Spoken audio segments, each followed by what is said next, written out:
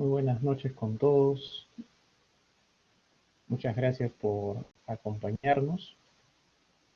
Esta es la tercera charla de la serie que organiza el Instituto de Investigación Científica de la Universidad de Lima por intermedio de el Grupo de Investigaciones Semióticas, GRIS. El tema que hemos estado desplegando desde diferentes ángulos es semiótica y realidad peruana. Hoy día, el profesor Elder Cuevas nos va a presentar el tema un virus semiótico, espacio público, hacinamiento y pandemia. Estoy seguro que de repente ustedes han podido quizás observar algunos de los avances que el profesor nos ha adelantado. Básicamente el tema es si es que el virus ha mutado, ¿no? Si es que ha saltado de lo biológico a lo social. Y el problema que él procura enfrentar es el problema del uso que hacemos o que hemos dejado de hacer o que quisiéramos hacer en torno al espacio público. Yo creo que podríamos empezar en unos segundos. Lo que quería comentarles es que la mecánica habitual de trabajo de las charlas es que el profesor hace su presentación y ustedes pueden ir apuntando sus preguntas, sus comentarios. El chat va a estar cerrado mientras él haga su presentación y cuando el profesor termine de hacer su exposición, el chat se habilita, también eventualmente los micrófonos para que ustedes puedan hacer preguntas y abrimos el debate y la conversación de forma más ordenada, ¿no? Entonces, yo creo que doy pase al profesor Cuevas para que bueno, se presente y empiece la charla de hoy día. Listo, gracias. Bueno, buenas noches, compañeras, compañeros. En principio, es un placer poder estar compartiendo con ustedes hoy día, esta noche, el trabajo en fin, que creo que es una cuestión ética fundamental, el reflexionar sobre lo que está aconteciendo. Y más principalmente en función de la semiótica, que se preocupa por fundamentalmente el sentido. Entonces, lo que les voy a presentar hoy será, bueno, básicamente el trabajo que ha hecho mención Pipo. Antes, evidentemente, de empezar, pues mi gratitud al IDIC, al Instituto de Investigación Científica, a Marianela Vivanco por su apoyo, constante apoyo en estos tiempos difíciles de contactar, a veces complejo, mi agradecimiento infinito. Y a su vez el agradecimiento a Camila Sandoval, que es la artista que gentilmente nos otorgó, bueno, nos permitió utilizar una ilustración de un trabajo que ella tiene, un trabajo artístico que ella tiene. Siempre es un placer y siempre es un orgullo, para mí es un orgullo poder trabajar junto con Camila, ya que Camila también pertenece al grupo de investigación semiótica. Contar con el talento de Camila es fundamental. Así que, sin más preámbulo, pues pasemos a la exposición. El título que he colocado para la ponencia de hoy es un virus semiótico. Aquí está, pasemos aquí. Pipo, una pregunta, ¿qué cosa es lo que se ve exactamente? Se ve la pantalla en azul con el texto un virus semiótico, espacio público, Ok, hacinamiento y pandemia, ¿sí? ¿Está bien? perfecto, listo. Sí, está bien. Lo que pasa es que como tengo varios monitores, entonces no quería estar mostrándole de repente las notas que tengo de la exposición. Pero en fin, bueno, empecemos. En principio, la pregunta es si puede existir como un virus semiótico. Evidentemente, lo que me interesa trabajar es la noción del espacio público como categoría en específico, que no es necesariamente una cuestión, llamémoslo de alguna manera, como un lugar físico, sino desde la semiótica, bueno, también desde el urbanismo, claro está, se entiende como la categoría que permite examinar la vida de las personas en lugares abiertos, o necesariamente abiertos, pero fundamentalmente de la vida. Y ese esa composición del BIOS es lo que me interesa a mí trabajar. Entonces, en principio, vamos a llamarle a esto un paso de lo biológico a lo semiótico. ¿Y por qué? Porque si de repente hay personas que no, digamos, que de repente han encontrado la palabra semiótica, vamos a hacer una breve definición. La semiótica, digamos, y lo que nos ocupa y lo que ocupa el trabajo de semiótica, diferencia, no necesariamente diferencia, pero digamos, siendo un ángulo diferente al urbanismo o a la antropología urbana, es propiamente los procesos de significación. A nosotros como semióticos nos interesa principalmente estudiar cómo se va dando los fenómenos de significación y cómo le vamos dando sentido. Aquí me interesa comprender la noción del término sentido, puesto que estamos haciendo referencia a sentido en tanto dirección. Pensemos en una calle de doble sentido, por ejemplo, que tiene dos direcciones.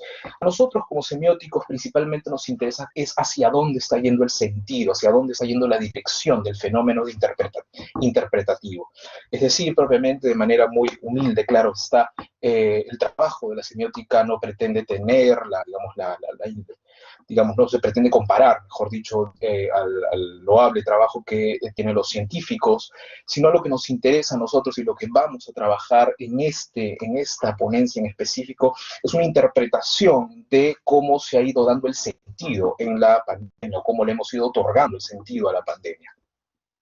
En ese sentido, tomo las palabras de Roland Barthes y haré una tímida, pero a su vez temeraria interpretación de lo que ha ocurrido, o lo que creo yo como semiótico, como semiotista, gracias a Desiderio nos llamamos así,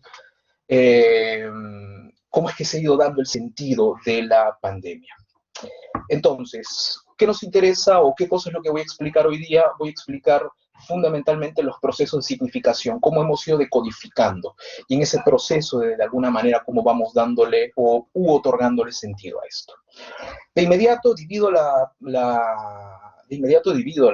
exposición, bueno, en fin, la conversación, porque me interesa que sea una conversación de hoy en tres tiempos, de momentos, es lo que yo puedo detectar, que hay tres momentos de la pandemia. Digamos, me concentro específicamente en el caso peruano, ya que ciertamente en diferentes países se da con diferentes latencias y no sé si propiamente con la misma magnitud y con la misma forma de sentido, lo dudo claramente, pero me interesa enmarcar estos meses, digamos hasta octubre, que es más o menos el tiempo en donde he hecho la observación y que ciertamente podemos ir diciendo un par de cosas más. En principio me interesa dividir la ponencia en estos tres, llamémosles, momentos: la angustia, el miedo y el pánico. Como aparece allí, de alguna manera lo que yo hago es tratar de enmarcar los meses y cómo se está viviendo. La apuesta que me interesa compartir con ustedes es que desde marzo hasta mayo tenemos un proceso de decodificación de la pandemia en términos de la angustia. Poco a poco iremos haciendo la aclaración, pero digamos de alguna manera me baso para poder, digamos, entablar digamos, espacio entre uno y otro en función principalmente del tiempo y de los contagios. Es decir, pasamos de el 17 de marzo con 31 casos a abril, que tenemos más o menos 3.045. En ese tiempo, digamos, ese lapso, finales de abril, tenemos este paso, mejor dicho, de finales de abril, comienzos de mayo, perdón, del contagio. De ahí pasamos digamos, a un tiempo en donde propiamente entra el miedo como forma, es decir, antagónica, como que ya propiamente tenemos determinado qué cosa es la pandemia, y finalmente me baso en casi 10.000 casos a partir del paso entre agosto y septiembre, para entender el pánico. Y claramente no hacia el mismo objeto, sino que esto va evidentemente mutando. Y coloco hacia el final, obviamente, unos puntos suspensivos porque ciertamente no creo tener el talento tan digamos, tan extendido como para poder decodificar lo que se viene en adelante. De momento, como semiotista puedo ofrecer estos 3 tiempos y tratar de dar una lectura. Entonces, antes de empezar, bueno, creo que la imagen seleccionada que, como les decía, Camila Sandoval tuvo la gentileza de compartir con nosotros, me interesa analizarla, porque no es solamente una imagen, llamémoslo de alguna manera, de contexto, una imagen, digamos, que sirva de fondo, tiene un protagonismo, me interesa realzar ese protagonismo. No tanto en la toma de decisión, sino principalmente en lo que expresa, porque esta imagen de Camila Sandoval, que es la artista, nos permite a nosotros comprender varias cosas. En principio, digamos, es una buena forma de resumir lo que va a ser la ponencia y los 3 tiempos que vamos a estudiar. Digamos, si hacemos una breve, digamos, recapitulación, si de alguna manera podemos recordar, digamos, trata de revelar el comienzo, de alguna manera, digamos, ni siquiera el comienzo, los ya entrados unos cuantos meses de la pandemia. Veamos que Camila no, mejor dicho, para utilizar los términos semióticos, el autor en este caso está proponiéndonos todavía una ciudad sin mascarillas. Sin embargo, esto, digamos, por la cuestión del tiempo, no es de alguna manera menor. No es menor porque nos permite a nosotros comprender cómo ha ido evolucionando. En principio, como les decía, esto emula esta escena que casi religiosamente a las 8 de la noche las personas salían a los balcones a aplaudir a la policía. De alguna manera me interesa a mí empezar a comprender esta escena. Y esta escena porque nos permite a nosotros entender cómo va pasando de la angustia al miedo, cómo vamos de alguna manera pasando de algo que no tiene forma, algo que no propiamente tiene un contorno necesario definido. Son estos meses que posiblemente a todos ustedes hayan experimentado una angustia tremenda de no saber qué cosa era lo que iba a ocurrir, y fundamentalmente esta sensación de ahogo que existía. Un amigo psicoanalista me contaba, bueno, no es muy gracioso hoy en día decirlo, pero me contaba que en estos primeros meses, que es el tiempo de la angustia, fue uno de los meses que más atenciones tuvo que hacer, e incluso hasta de emergencia, porque me contaba de cómo aparecían fobias, miedos, sueños, pesadillas constantemente. Entonces, en principio, esta escena, la escena de las 8 de la noche, que nos muestra en primer término a pues un padre, una hija, y lamentablemente he cometido la torpeza de recortar la imagen, pero si pueden ver hacia la esquina inferior izquierda aparece una mano que va aplaudiendo. Atrás de ello también hay otra mano, son manos aplaudiendo. Tenemos a un padre, a una hija, unas manos de las que ciertamente no vemos los rostros, pero sí vemos el gesto. En principio me interesa ver cómo aquí en esta imagen hay 2 tiempos asincrónicos, el tiempo de la noche y el tiempo del día. La noche, evidentemente, a las 8 de la noche, y la jornada diaria que se puede observar en los términos, digamos, en los diálogos que tienen cada uno de los personajes. Y se van a dar cuenta, evidentemente, de que todos estos diálogos están versados sobre el enigma de lo económico. Obviamente, las frases son desalentadoras, son desoladoras, aunque, digamos, uno podría leer de alguna manera en los pompones, digamos, en el aplauso, una especie de loa hacia los policías. Y aquí es donde empieza, digamos, el camino o el recorrido de la semiótica, porque, digamos, no son tan simples las escenas, digamos, las figuras que nosotros vamos a encontrar. ¿Y por qué digo esto? Porque vemos que hay un aplauso supuestamente hacia la policía, por contexto podríamos decir esto, Sin embargo, aquí vamos a darnos cuenta de que la clave no está solamente en el aplauso al hecho de la policía, sino de cómo esa angustia va mutando a otro tiempo que vamos a llamar del miedo, y donde particularmente la enunciación de la vida de la pandemia empezó a tener metáforas bélicas.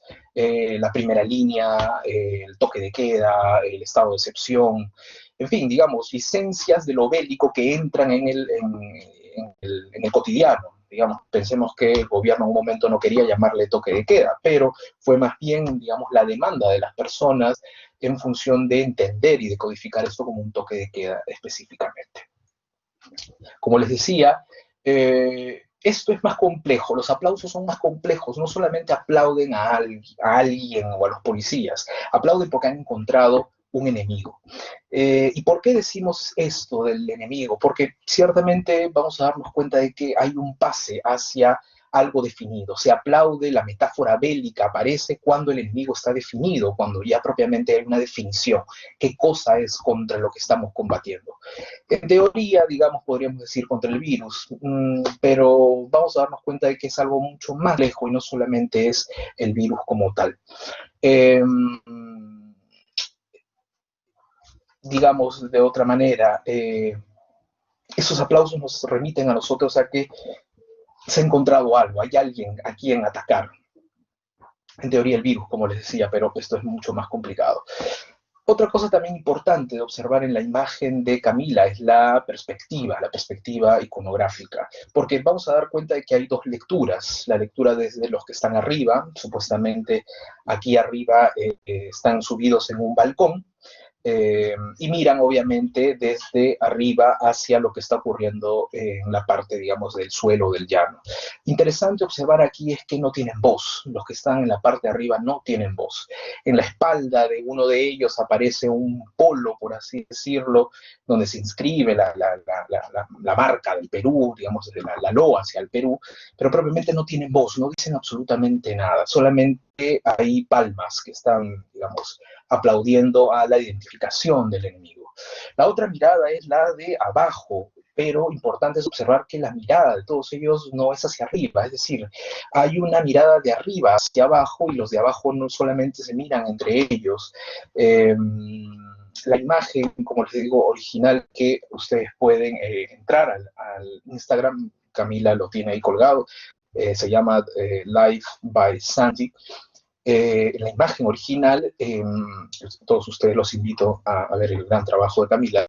En la imagen original no hay horizonte, no hay un lugar a donde mirar.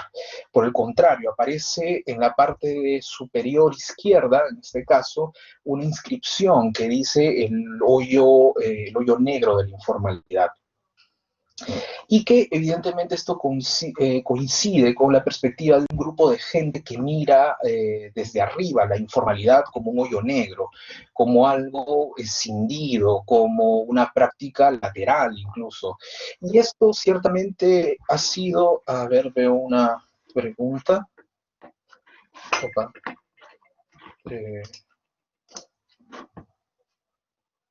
¿Hubo una pregunta de algo? Prosigue nomás, Elvio, no te preocupes. Ah, ok, vale.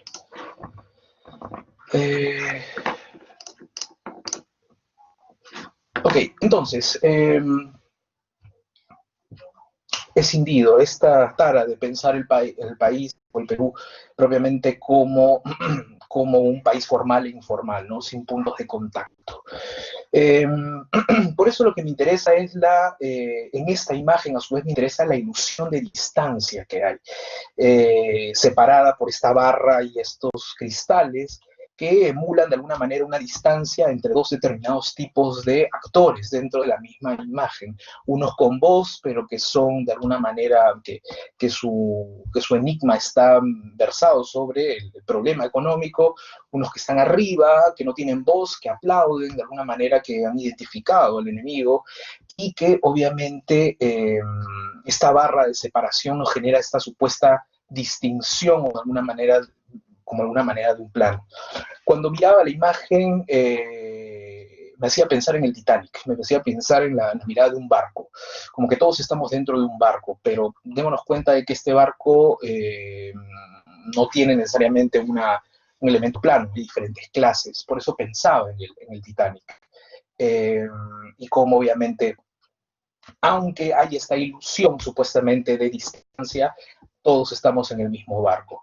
El objetivo de de esa manera, esta imagen resume bastante bien lo que me interesa trabajar a lo largo de toda la ponencia, que es analizar el sentido que guió y que guió al cambio, eh, que guió al cambio de comprender de alguna manera la pandemia. En ese sentido, recurro a un viejo, digamos, una vieja consigna de la filosofía, que no es responder a una pregunta. Si ciertamente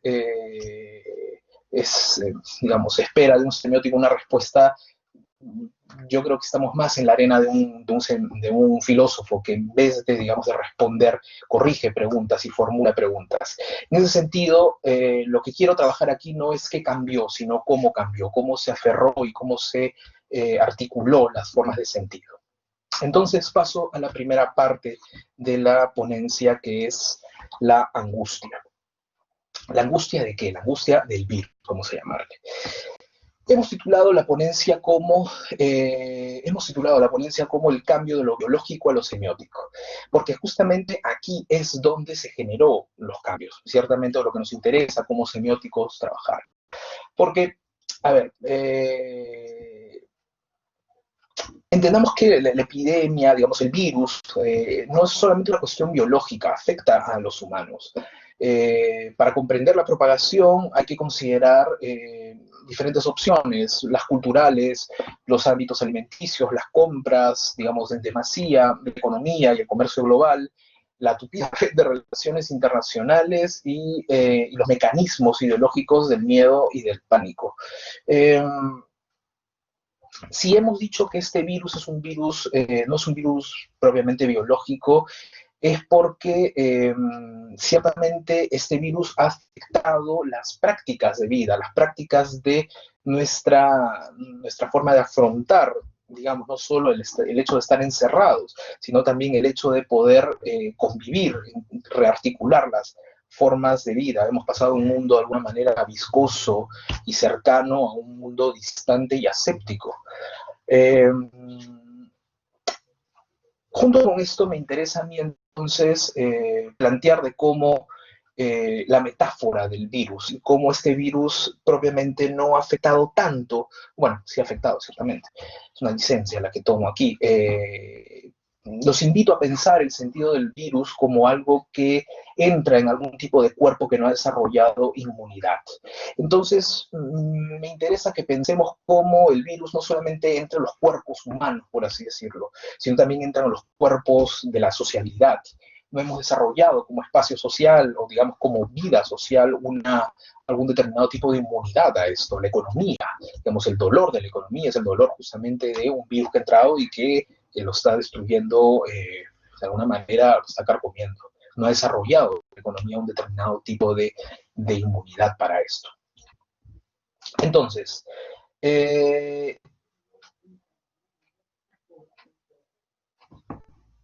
entendamos una cosa de inmediato, ¿no? El ser humano es un medio pasivo, vacío, que también está infectado a su vez por diferentes tipos de virus, y muchos de ellos son culturales. Y obviamente están cargados de emoción, están cargados de diferentes, digamos, actitudes o cambios.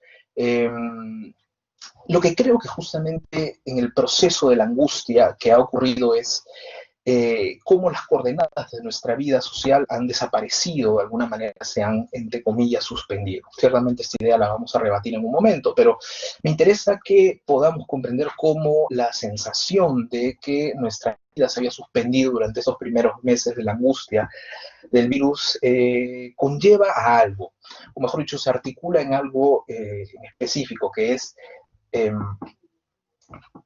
la no definición de algo. La angustia, a diferencia del miedo, como vamos a ver en un momento, la angustia es este proceso en donde propiamente no hay una definición.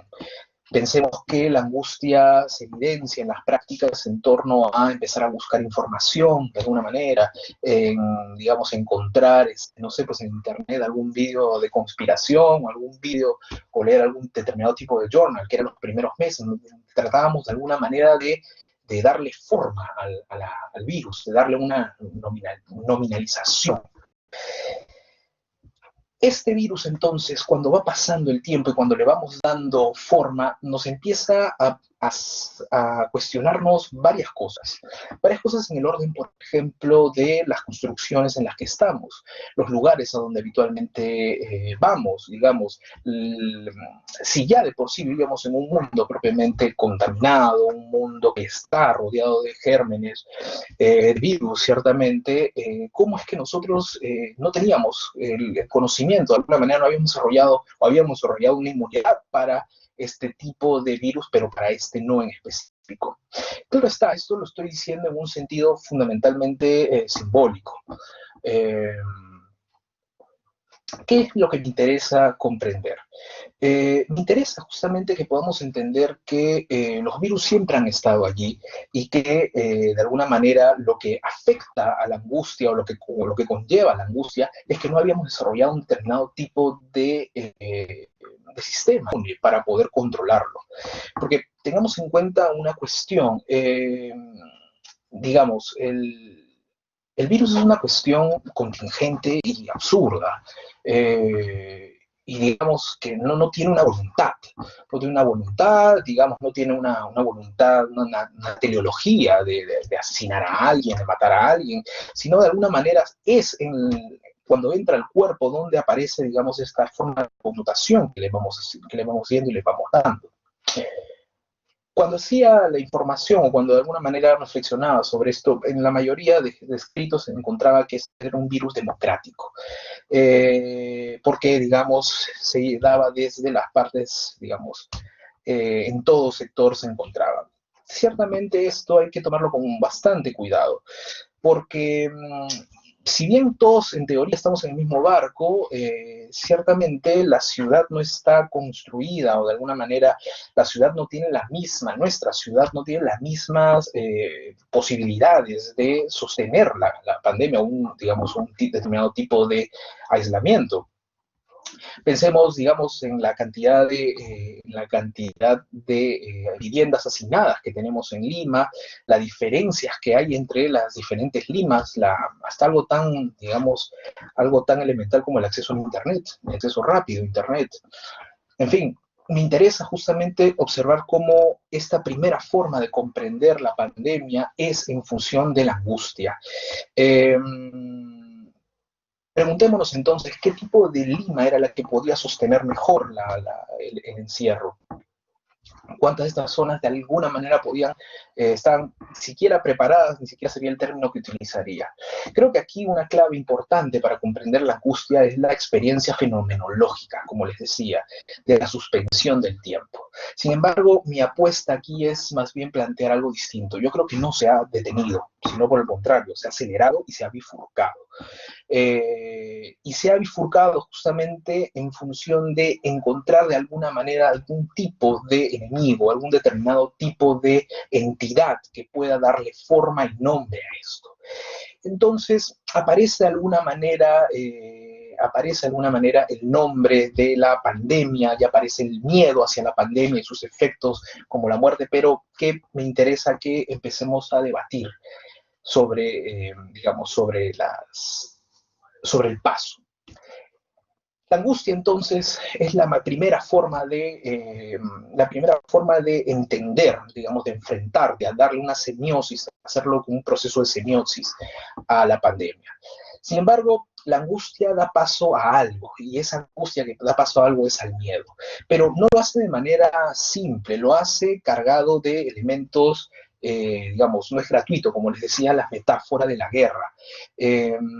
Digamos, démonos cuenta de que se han generado estados de excepción, toques de queda, confinamientos obligatorios, cierre de fronteras, en breve, básicamente un arsenal de medidas colectivas nunca usadas, fuera de los tiempos de guerra. Entonces, esto termina siendo ridículo porque no había un enemigo directamente, lo que teníamos era un virus, sin una teleología. Digamos, de alguna manera, la idea de tener un enemigo es conocerlo, ubicarlo.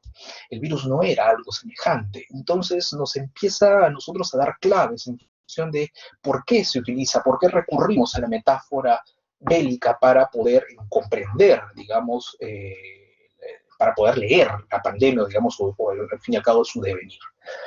En ese sentido, me interesa que primero entendamos cómo aparece una metáfora bélica, que esto da paso al miedo. Como les decía, pasamos de la angustia que no tiene identificación a algo que sí entiende una identificación, y que ciertamente no hay una guerra, sino lo que hay es propiamente un virus que no tiene planes de destruirlo, ciertamente, sino simplemente es, como leía en Zizek, simplemente es un estúpido mecanismo de autorréplica, nos utiliza nuestro cuerpo simplemente como máquinas de fotocopiadoras, nada más. Ahora, como les decía, ¿por qué tiene sentido? ¿Por qué, digamos, de alguna manera los términos bélicos empiezan a cobrar sentido? Aquí recurro a Jacques Lacan para justamente entender algo, ¿no? Cuando algo se convierte en un sentido común es porque es una represión común. Si ya estamos diciendo que la angustia da el pase hacia el miedo, y que propiamente ese pase implica de lo desconocido a lo conocido, o de alguna manera la construcción de un enemigo, la pregunta que nos hacemos entonces es si hay un sentido común, si hay un consenso a la hora de, digamos, de denunciar la pandemia. La pregunta que nos hacemos es cuál es ese elemento, cuál es ese sentido común reprimido. Segundo tiempo, que de alguna manera, como les decía, es el miedo. Y aquí entendamos algo, todos estamos en el mismo barco. Esa era, digamos, de alguna manera la metáfora que me interesa rescatar del trabajo de Camila. Pero tengamos también en cuenta de que si estamos en un barco, estaríamos, digamos, recurrimos a la misma figura literaria, estamos en un barco y estaríamos justamente en una tormenta, en la tormenta perfecta, si queremos entenderlo, o haciendo referencia al film de los años 90. ¿Y por qué decimos que es una tormenta perfecta? Porque entendamos que una tormenta es la suma de fuerzas que desencadenan una más fuerte que todas combinadas. Entonces, entendamos que, a ver, ¿qué cosa es lo que tenemos alrededor? ¿O qué cosa es lo que se van dando? ¿Qué fuerzas se van sumando a la angustia para el pase al miedo? Las noticias falsas, las teorías de conspiración y, importante, una cuestión, el estallido de ataques racistas. Digamos, estas son las fuerzas que se van sumando y van constituyendo a una pandemia que de alguna manera empieza a resonarnos como algo que azota, como algo que propiamente nos ataca, y ahí empezamos a comprender el ataque. En ese sentido, el miedo que, digamos, que apareció en el espacio social, de alguna manera lo interpreto, digamos, lo puedo llegar a entender desde esta observación que hace Kübler-Ross sobre las diferentes etapas de los moribundos. En primer lugar, digamos, está la negación, este espacio de negar, digamos, negar que no pasa nada, que no es nada grave, que solamente hay algunos irresponsables que supuestamente están haciendo un pánico, digamos, están haciendo gala del pánico de esto. Después aparece la cólera, y esta vino de alguna manera envuelta de una forma racista, desde los chinos tienen la culpa, o digamos, la cólera hacia el Estado. El Estado es ineficiente, es insuficiente, su alcance es absolutamente corto. Después de esto ha venido la negociación, de alguna manera decir, bueno, ok, esto no es tan complicado, digamos, no es tan complicado como el ébola, o no es tan dañino como una otra cosa más. Y hasta ahí es donde yo creo que justamente se han dado el proceso del miedo. Un principio primero de negación, después de cólera, después de negación, y creo que lo que estamos experimentando en estos días, y es un proceso, digamos, los otros dos pasos que Kluber-Ross planteaba, que es la depresión y finalmente la aceptación. Temerariamente les diría algo, sin obviamente desmerecer el gran esfuerzo y el gran coraje que se tomó por parte de los jóvenes universitarios, pero creo que hay el proceso, digamos, de salir a las calles, es un proceso de alguna manera de negociación, perdón, es un proceso de depresión, es un proceso de depresión en donde, digamos, de alguna manera, es decir, no nos engañemos, estamos condenados y a pesar de eso salgamos a la calle, no importa, hay algo más grande, hay algo más complejo que una pandemia. Me interesa entonces observar cómo en el proceso de miedo estamos comprendiendo que hay digamos, de alguna manera, un proceso en donde se empieza a identificar o de alguna manera se empiezan a dar las diferentes etapas. Y en esas etapas, justamente, como les decía, empieza a adquirir una noción mucho más clara la economía. Digamos, el miedo a la pandemia es el miedo, de alguna manera, a lo económico, el miedo a que haya una especie de descalabro económico. Pero, y aquí es lo complejo, porque empieza a haber de alguna manera una lectura en donde, muy en el fondo de muchas personas, se espera que la nueva normalidad, o de alguna manera que el cambio hacia a lo que estamos experimentando nos lleve a otro tiempo pasado, de alguna manera la experimentación de un tiempo pasado. Ciertamente lo veo muy difícil, pero argumentaré después este punto. Lo que me interesa entonces observar es cómo junto con el proceso del miedo, eh, junto con el proceso del miedo aparece justamente el enclave, cómo el miedo se articula. En principio, creo que hay una crisis, de alguna manera se entabla en lo médico, la crisis médica, en lo económico, como les decía, y en lo psicológico. A su vez me interesa a mí recuperar cómo en ese proceso el tiempo de miedo, que es de alguna manera cuando vimos que los cadáveres empezaban a aparecer, que los cadáveres empezaban a aparecer en diferentes zonas de la ciudad, algunos muertos dentro de sus automóviles o de alguna manera, en fin, era el escenario apocalíptico. Me interesa a mí observar cómo también a su vez dentro del proceso de comprensión social hay un cambio, y hay un cambio sustancial en esto. El Estado pasa de trabajar una enunciación, digamos, de padre protector o digamos, de alguien, más no necesariamente padre protector, pero de alguien que protege, y que pasa de alguna manera a una entidad que acusa.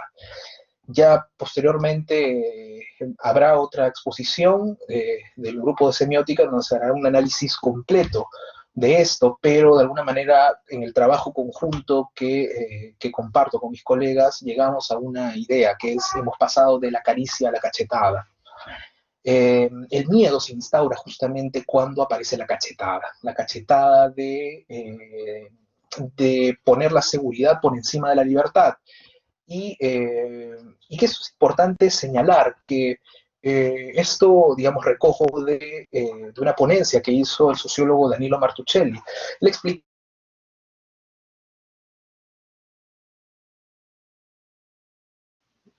Elder, se perdió tu señal. ¿Nos escuchas?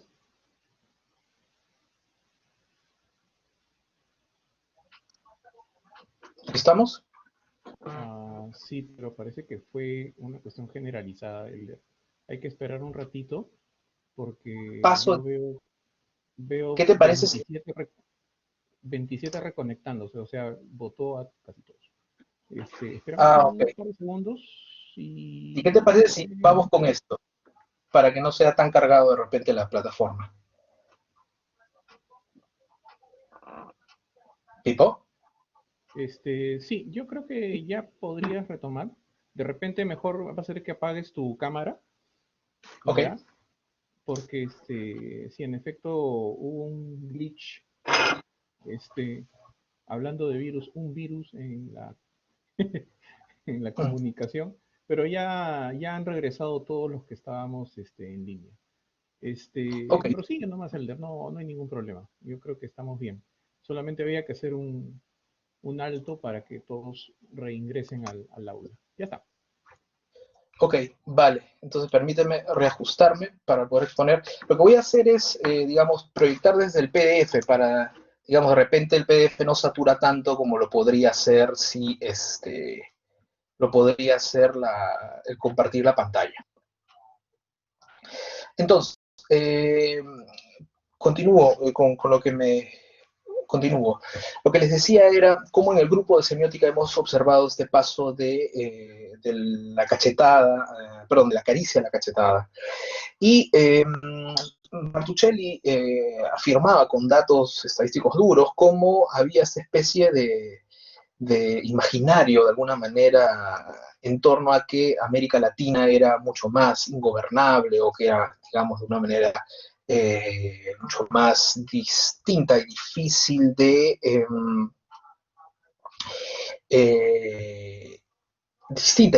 de poder decodificar lo que se había mandado como Estado. Y ciertamente decía Martuchelli que a partir de la medición del CO2, el comportamiento de América Latina con respecto a Europa había sido hasta más disciplinado en América Latina. Cuestión que me lleva a pensar por qué es que se hace tanto énfasis, digamos, si esta data no es una data ajena, si no es una data de alguna manera que es difícil de encontrar, por qué es que se mantiene el espacio de la enunciación del Estado en torno a la cachetada, al castigo. Como les decía, cuando analizaba de alguna manera el proceso digamos, del miedo, cómo se instaura el miedo, me interesa hacer una analogía a la película de Kill Bill, eh, a la película Kill Bill de Quentin Tarantino, en donde, digamos, en la última, el segundo film aparece este golpe de los 5 puntos. Y lo interesante de esto es observar cómo hay un lapso de tiempo entre que, digamos, la protagonista le da un golpe mortal a Bill y hay un tiempo para que muera. Pero esta persona no muere si no se mueve. Esto yo creo que es justamente lo que instaura el sentido del miedo, el no moverse. El no moverse, ¿por qué? Porque justamente si se mueve algo, si se cambia algo, si aparece un cambio, si nos vamos hacia otro tipo de posibilidad, ciertamente se resquebrajaría todo. Y aquí es donde me interesa justamente conectar con el tema en específico de esta ponencia, que es qué cambio es ese el que no queremos movernos, el que de alguna manera el golpe de los 5 puntos se nos ha dado y por qué no nos estamos moviendo, no nos queremos mover. Justamente porque hay una reestructuración de la vida, de las formas de vida, que eso nos lleva hacia el siguiente punto, que es el pánico a lo público. Porque, como hacía referencia al comienzo, la idea en principio es comprender lo público como una categoría analítica de la vida cotidiana. Entonces, ¿qué cambios son los que de alguna manera nos esperan o que están a la vuelta de la esquina? Pues en principio una cuestión elemental que es cambios radicales. Ahora, están ocurriendo cambios radicales y hay un pánico hacia lo público, como les decía. Pero es bastante curioso porque empiezan a haber formas de alguna manera del manejo el manejo de los recursos en clave de la apertura. Joseph Stiglitz años atrás observaba cómo, por ejemplo, en el caso de Estados Unidos, existía un socialismo para los ricos y existía un capitalismo para los pobres. ¿Y por qué? Porque las empresas eran salvadas por el gobierno, digamos, por el gobierno que apela al libre mercado, los salvaba, los intervenía, los expropiaba y los salvaba. Otra cosa también importante de observar es justamente cómo digamos, basta escuchar un poco a Bill Gates, digamos, a los mega ricos, a los super ricos, para darnos cuenta de que también nos plantean una cosa, que la forma de sociabilidad, la forma, digamos, no solamente económica, era insostenible. que la forma de vida que teníamos es insostenible. Y es más, incluso para poder comprender qué cosa es lo que está cambiando y cómo aparece este pánico a lo público, desde obviamente las sociedades, es como incluso Trump hace poco, digamos, en el proceso de la pandemia, eh, creó una ley que otorga autoridad para dirigir la producción en caso de necesidad. Es decir, propiamente que el Estado estadounidense fuera o fuese alguno se comporte como un Estado supuestamente socialista. Entonces, ¿por qué decimos que pasamos del pánico, del miedo, perdón, al pánico? Porque de alguna manera el pánico aparece porque tenemos pánico a que no funcione nada, y que propiamente todo lo que estemos observando dentro de nuestro espacio social no tenga más eco, no tenga de alguna manera respuesta. Eh, y es paradójico porque el pánico se instaura porque hay una especie de no vamos a decir doble discurso, pero de doble entrada de sentido.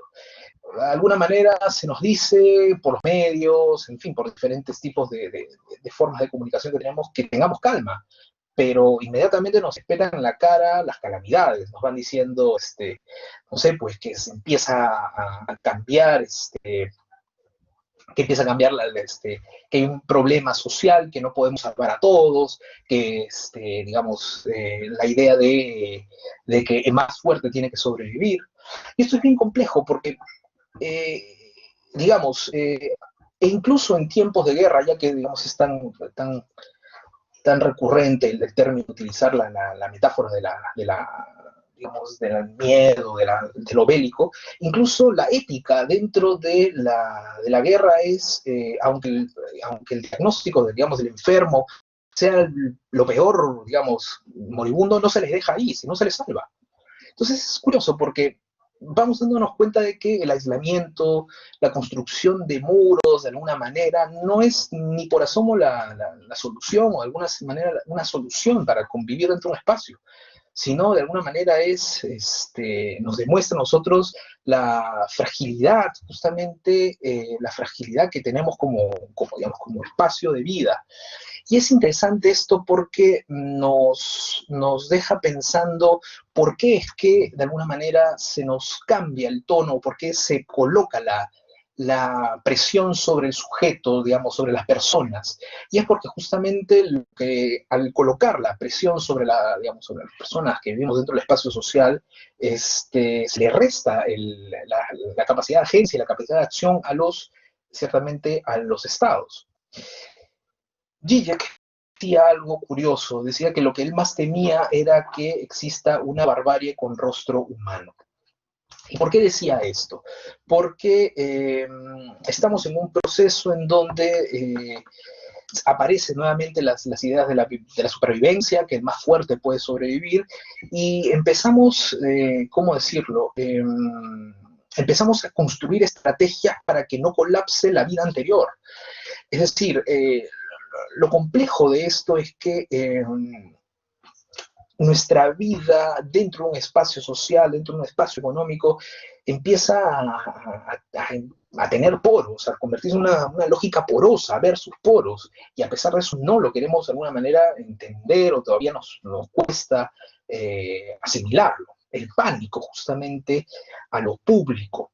¿Y por qué digo a lo público? Porque lo público no solamente estoy haciendo mención a ir a un parque o ir digamos, a un lugar, sino a tener que justamente empezar a comprender que las cosas que tenemos, el modelo, digamos, de sociabilidad con el que habitualmente estamos articulando nuestras formas de vida, se van, digamos, despoblando cada vez más.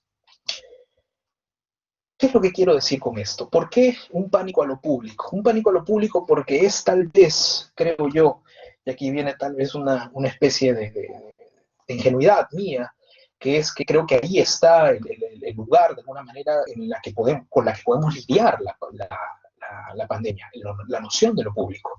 ¿Y por qué digo de lo público? Porque pensemos en algo que hemos experimentado posiblemente todos nosotros, y es que apenas Trump, por ejemplo, dijo que iba a pagar, digamos, iba a comprar todas las mascarillas para Estados Unidos, inmediatamente hubo un consenso de alguna manera global en donde las personas planteaban que eso era un abuso, que la privatización era lo peor que podía existir, que privatizar eso era un abuso, que era propiamente una barbarie. Por eso es que yo les decía a ustedes, creo que es momento muy, muy específico de utilizar digamos, con este tiempo difícil, el uso público de la razón. Es decir, hacer más política y menos metafísica, porque ahora, como les decía, es donde se necesita tomar decisiones fundamentalmente políticas de devolución de derechos. Digamos, creo que aquí el punto elemental está en que la complejidad y el pánico que estamos viviendo es hacia lo siguiente. La privatización nos lleva hacia la barbarie y el colectivismo nos lleva hacia la civilización. De alguna manera, pensar en un determinado tipo de salud pública general, digamos, sin barreras, digamos, pensar como noción de continente, es bien complejo porque América Latina, en vez de alguna manera de compartir recursos, cerró sus fronteras a los primeros días. Ciertamente es difícil tomar una decisión en caliente y pensar en caliente, pero démonos cuenta de lo complejo de cómo la privatización lo único que está haciendo es algo así como aletargar la muerte que en algún momento va a llegar. Entonces, concluyo con lo siguiente. Hegel decía que lo único que podemos aprender de la historia es que no aprendemos nada, decía eso, digamos, en su tono siempre habitualmente sarcástico. Pero creo que aquí el punto está en torno a que ciertamente hay que tener mucho cuidado con estos discursos inmediatos, rápidos, e incluso hasta positivos, que dicen que vamos a salir más sabios de una cosa así. Ciertamente creo que necesitamos ser mucho más sabios, no vamos a salir de esto como más sabios. Y creo que una de las dificultades ha sido porque digamos, las ciudades no han sabido manejar a los cuerpos por mucho tiempo. Esta observación que hace Richard Sennett en un libro muy bonito que se llama La carne y la piedra, ya nos hablaba a nosotros de cómo la gestión de los cuerpos dentro de las ciudades siempre fue con mucho recelo. ¿Qué quiero decir con esto? Que esta nueva normalidad, de alguna manera, se tiene que construir sobre las ruinas de la vida antigua. Si no, digamos, reconstruirse sobre la vida antigua, si no, propiamente vamos a entrar en un proceso muy, muy complejo. Como les decía hace un rato, creo que también es importante de alguna manera entender que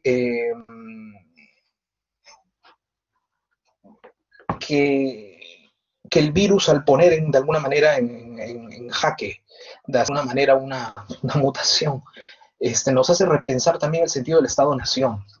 Y digamos que necesitamos un tiempo de solidaridad, tender puentes sólidos, y de alguna manera en donde comprendamos que el uso de lo público no es simplemente al ocio, sino el uso de lo público es hacia la urgencia de la inclusión social. Digamos, creo que es fundamental en este tiempo, comprender que necesitamos un reensamblaje de lo social. Necesitamos un reensamblaje comprendiendo que nuestra ubicación como especie, de alguna manera, comparte esta idea, la tomo de Bruno Latour, comparte junto con otro tipo de especies, animales, digamos, humana, no humana, y que de alguna manera esta pandemia nos sacude propiamente para comprender que somos nosotros solamente una especie dentro de una cadena, de alguna manera, que se ve afectada. ¿Qué quiero decir con esto? Creo que es importante que la pugna por los espacios públicos no sea por espacios de alguna manera que sean los mejores, sino que sean de alguna manera, o los más altos, perdón, sino que sean fundamentalmente los idóneos para compartir, para de alguna manera, para comprender que hay una salida a este ahogo. Si de alguna manera el sentimiento que puede caer o que podemos obtener es de la resignación, digamos, sería de alguna manera, eh, ¿cómo decirlo? Avesado, les diría a ustedes que creo que la resignación es un tiempo que demuestra cobardía y que la indiferencia nos convierte en estúpidos.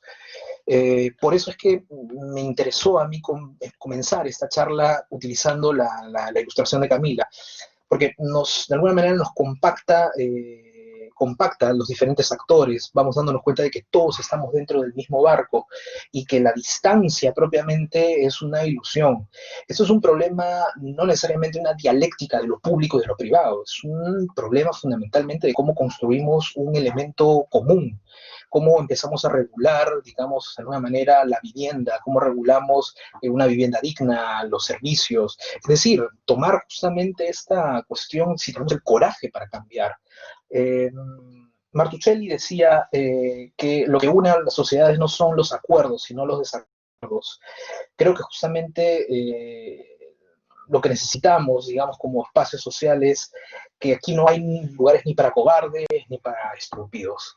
Creo que fundamentalmente lo que necesitamos no son, digamos, es plantear un desacuerdo con, de alguna manera, el estamento, la política en la que estamos viviendo, y que de alguna manera los jóvenes valientes que salieron a las marchas empiezan a mostrarnos esto, el desacuerdo.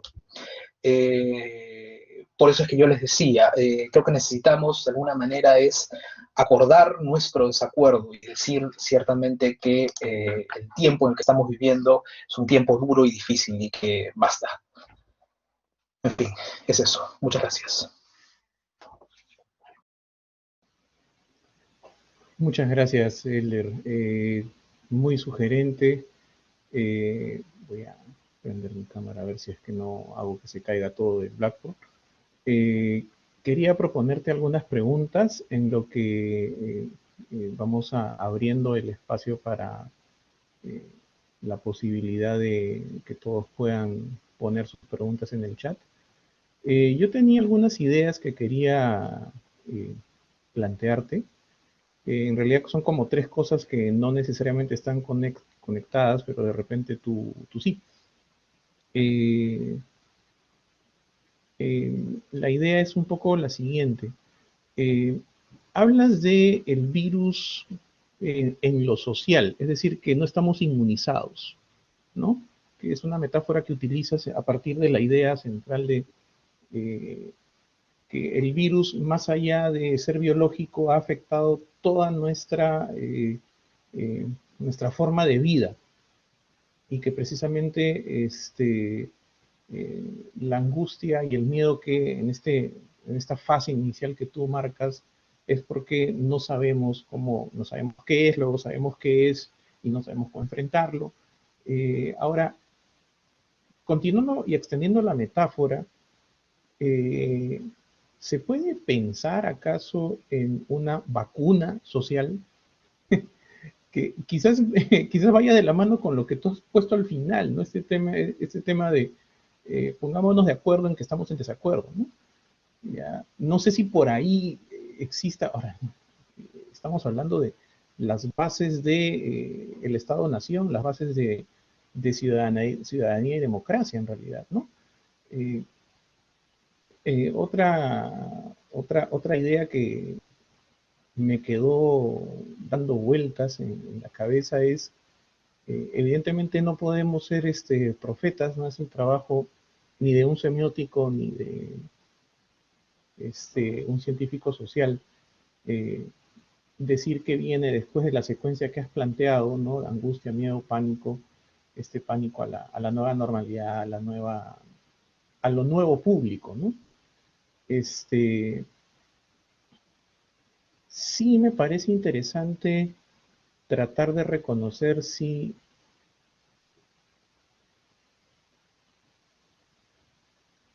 este acuerdo del desacuerdo, bueno, quería solamente subrayar que me ha parecido absolutamente notorio, ya, eh, en las marchas que han habido durante el- la crisis política, que los jóvenes y una gran cantidad de la población eh, se unieron en estar en desacuerdo con la vacancia, en desacuerdo con el Congreso, en desacuerdo con, pero cuando se les pedía, bueno, ¿y qué proponen? El asunto era vago, confuso, ¿no? ¿En torno a qué se unen? No sé, pero estoy en desacuerdo con eso. Eso ha sido bien, bien notorio, y por eso esa frase final que tú pones de Martuchelli es extremadamente potente, ¿no? Eh, eh, Comparto la idea de este pánico a lo nuevo público, ¿ya? Eh, pero tiene que ver de fondo también, y no sé si tú puedas llevarnos un poco más allá de esta idea suelta que tengo, que es también un pánico a la visibilización, ¿no? Eh, no sé cómo decirlo, espectacular, ¿sí? Porque ya un poco de eso hay, visibilización espectacular de lo marginal durante esta crisis, ¿no? En torno a toda la infraestructura del Estado-Nación, en la educación, en la salud, en el transporte, en la policía, es decir, en todas las estructuras se ha mostrado algo que siempre estuvo ahí, pero se ha visibilizado de forma espectacular, así, película, ¿ya? Entonces, no sé si por ahí está este tema del pánico, ¿no? Y no sé hacia dónde pueda llevar, si nos lleve en escalada hacia algo peor que el pánico, o si más bien puede hacerse un reajuste, ¿no? Ya en un sentido más semiótico. Yo me quedo callado mientras van los demás preguntando. Yo creo que tú podrías darle vuelta a las ideas que desordenadamente te planteo.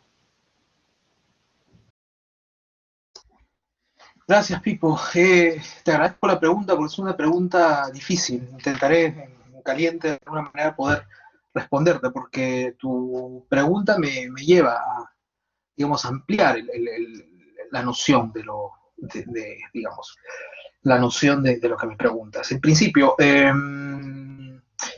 si podemos desarrollar una vacuna de alguna manera, yo creo que, a ver, yo creo que hemos estado vacunados por mucho tiempo aquí.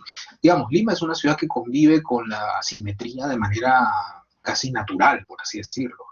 Tú tienes un, digamos, un cerro que parte a la mitad, una de las zonas más ricas de Lima, y la otra es una zona bastante, digamos, empobrecida. En ese sentido, yo creo que hay una. Ya hemos venido anestesiados del sentido mismo de alguna manera, de la experiencia de las asimetrías. ¿Qué cambia qué cambia digamos, el COVID o esto? Pero bueno, yo creo que lo puntual es que no me gustaría recurrir a la metáfora de una burbuja, pero creo que recurriría a la imagen que tiene Camila, digamos, a la imagen la imagen utilizada, que creo que lo que hace es compactar. Creo que de alguna manera, obviamente que mostró las asimetrías, pero mostró unas asimetrías en donde nos íbamos dando cuenta de que ni lo formal ni lo informal eran dos mundos separados, eran dos mundos que están íntegramente constituidos, de alguna manera, digamos, lo formal, lo informal y lo ilegal, a su vez, te dirías, una especie de caleidoscopio que se va moviendo. No sabemos dónde empieza lo formal y dónde empieza lo informal y lo ilegal a su vez. Pensemos de alguna manera de cómo nuestros mecanismos como vida, dentro de la vida, de la vida social, están muy precarizados. Yo creo que lo que hace de alguna manera la pandemia es evidenciar lo frágil, no solamente de Perú, sino a nivel mundial, lo frágil que era mover a partir de algunas, dos, tres cosas la sociabilidad. Eh, Otra cosa que decías,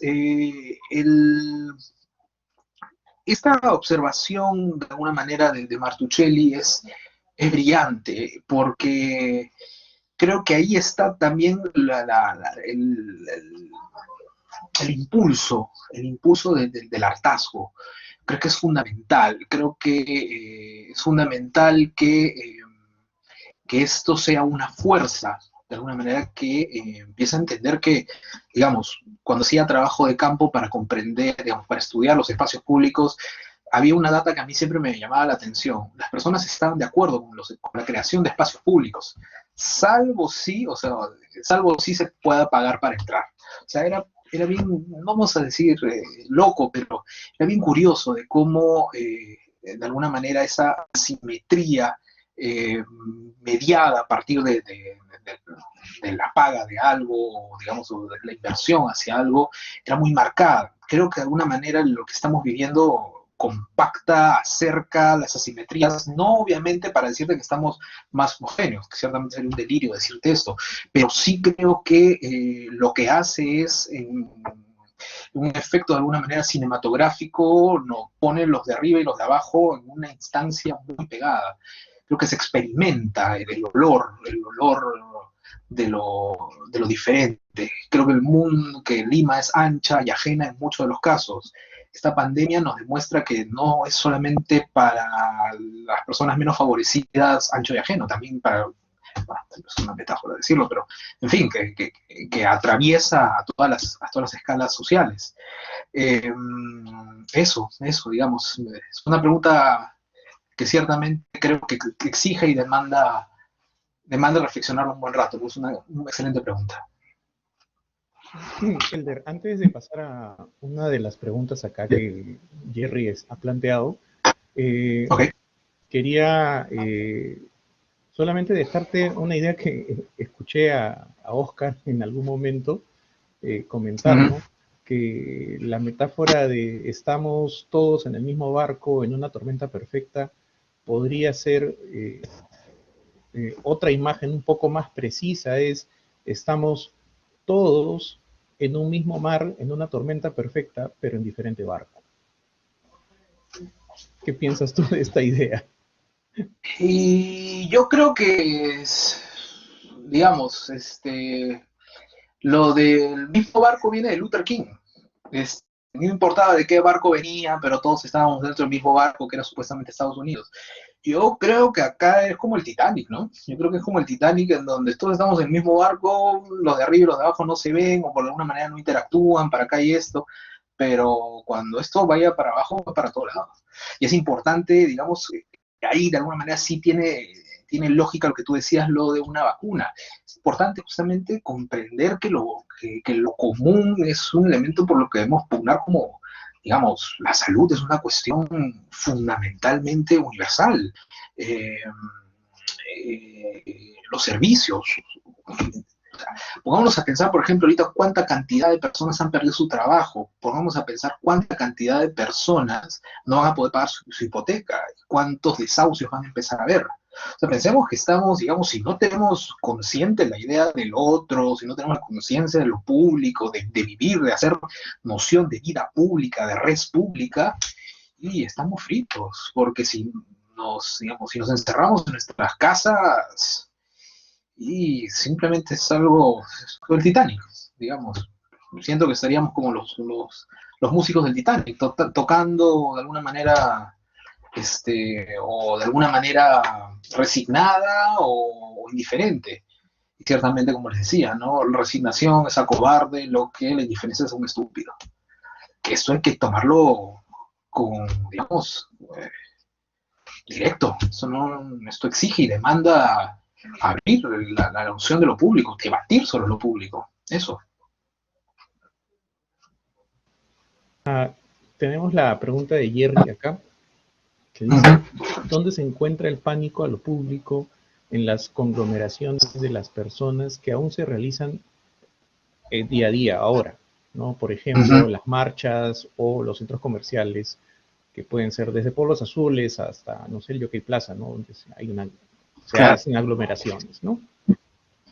Bueno, es una excelente pregunta. Gracias, Jerry, por hacérmela. En principio debemos, digamos, hacer un poco de contexto. Lima, bueno, nuestra forma de sociabilidad en Lima ha sido la aglomeración.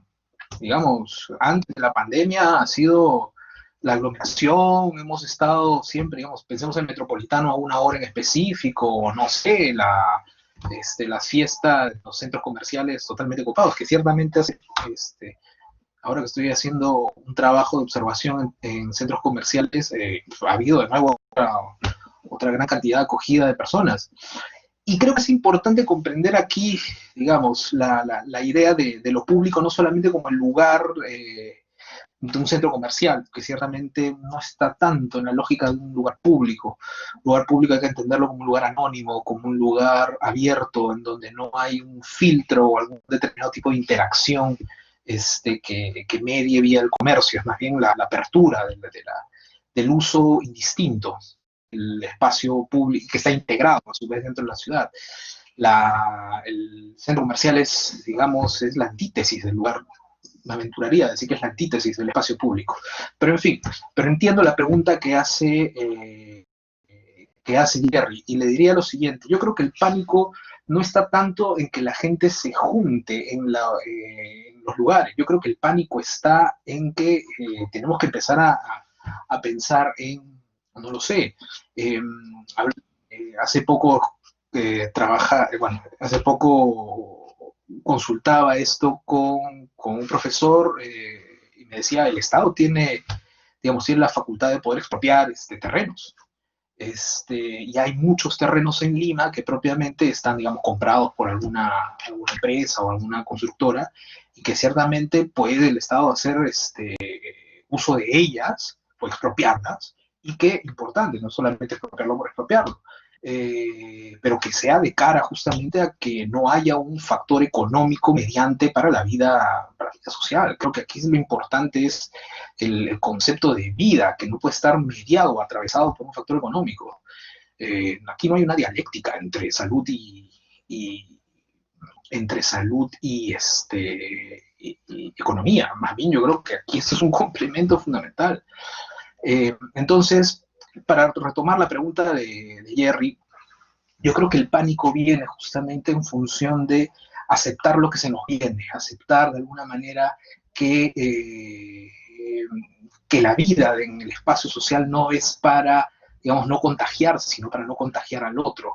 Creo que ahí está la cuestión, el pánico a tener que pensar la ciudad, digamos, de una responsabilidad ética, de una eticidad en donde yo no salgo para no contagiar, no solamente salgo porque salgo. En fin, es un reto, yo creo y el pánico creo que justamente viene en función de esto, como en inglés se utiliza la figura del elefante blanco en la sala. Yo creo que tenemos un elefante blanco y es lo público. Y es vivir por lo público y cambiar y girar hacia lo público. Y creo que de alguna manera es un elefante blanco que está allí, que no lo queremos ver. Eso, pero tengamos en cuenta, Jerry, digamos, para continuar con la reflexión que me invita a hacer tu pregunta, creo que no está en el hecho de lo público en el sentido de digamos, de la unión. Creo que más bien ahí está el principio de, ¿cómo decirlo?, encontrar un desacuerdo común y pugnar por ello. Pero en fin, yo creo que por ahí va, no va por el lado de que la gente se junte.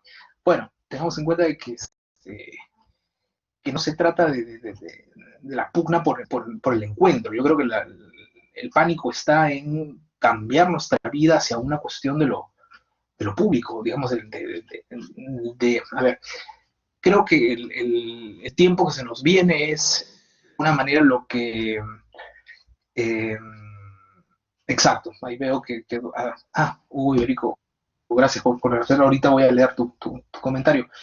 Sí, yo creo que eso, como dice Eduardo, no es proxémico extensivo. Sí, yo creo que esa es una muy buena afirmación semiótica. Pero para cerrar finalmente con lo que me invitaba tu pregunta, ¿cómo decirlo? Creo que Agamben nos muestra algo. Ya no recuerdo en qué texto era el que estaba, pero de alguna manera él observaba cómo, decía, la Iglesia Católica pierde de alguna manera su telos cuando de ser la iglesia que habita en un lugar a convertirse en la iglesia que vive en un lugar. Y Agamben lo desarrolla en términos de que vivir como un huésped o vivir como un propietario. Creo que aquí la cuestión para poder empezar de alguna manera a olfatear y no tenerle miedo a ese hedor de lo público es comprender que esto es una cuestión de un préstamo.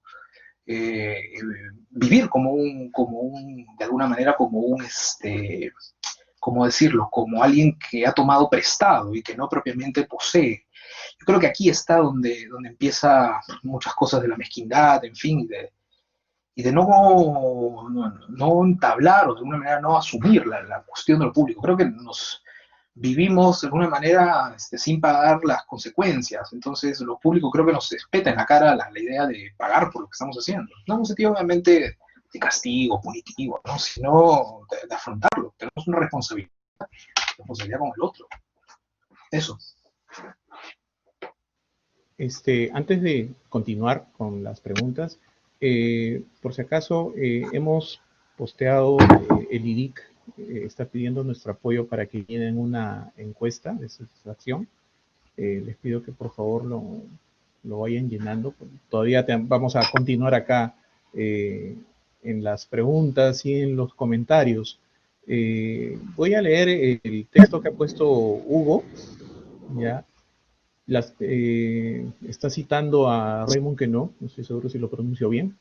Las cosas existen no por sus determinaciones positivas, en ese caso ellas no existen, sino por la multitud infinita de sus determinaciones negativas. Y luego tiene una cita de Ferdinand de Saussure. La lengua, por lo tanto, consiste en la correlación de dos series de hechos. Uno, o primero, en que cada uno de ellos solo consiste de oposiciones negativas o indiferencias, y no en términos que ofrezcan una negatividad en sí mismos. Segundo, en que cada uno no existe por su propia negatividad, más que porque a cada instante una diferencia del primer orden viene a incorporarse a una diferencia del segundo, e inversamente. Hugo sustenta que de ahí parte Martuchelli en realidad para su afirmación.